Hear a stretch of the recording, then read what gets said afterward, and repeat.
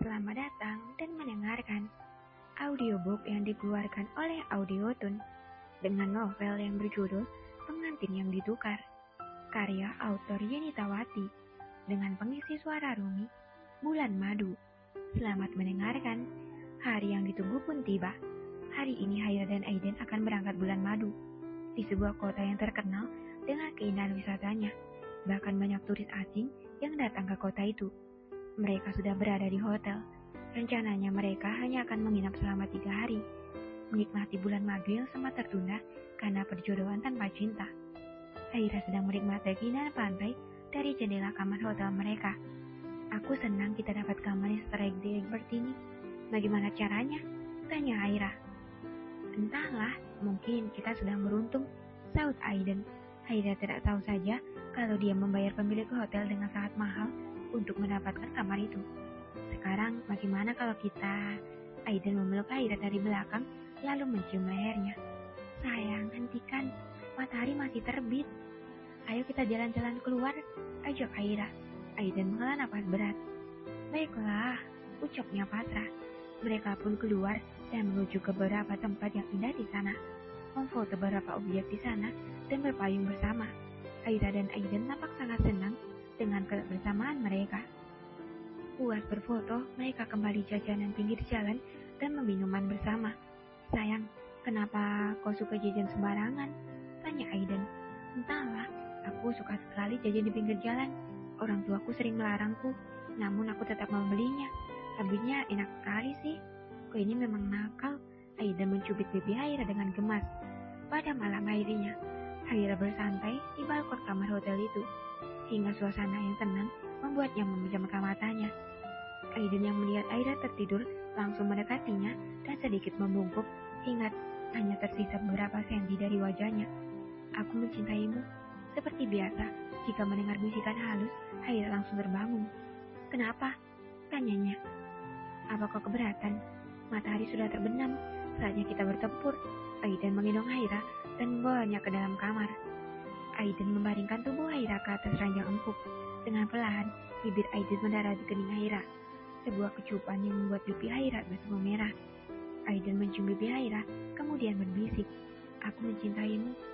Haira tersenyum malu mendengarnya. "Aku juga mencintaimu, sayang," balasnya. Aiden menatap lekat kedua mata indah Haira.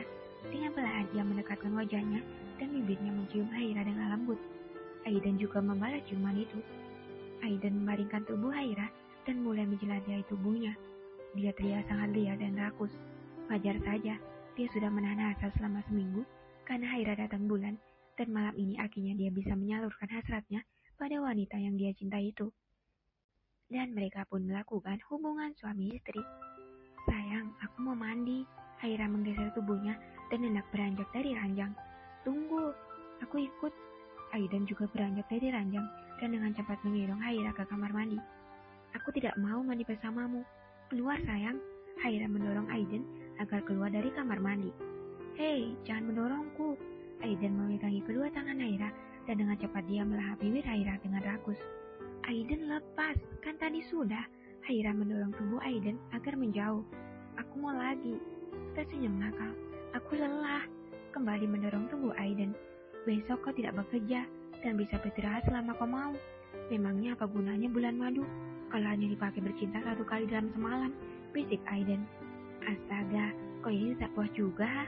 Haira mencubit pinggang Aiden. "Sudah mencubitnya. Lihat ini, ada yang tegap tapi bukan keadilan."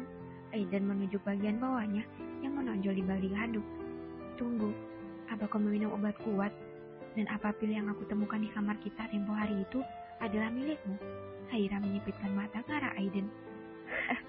"Sepertinya begitu." "Ya sudah, kau harus membuat obat kuat itu berguna."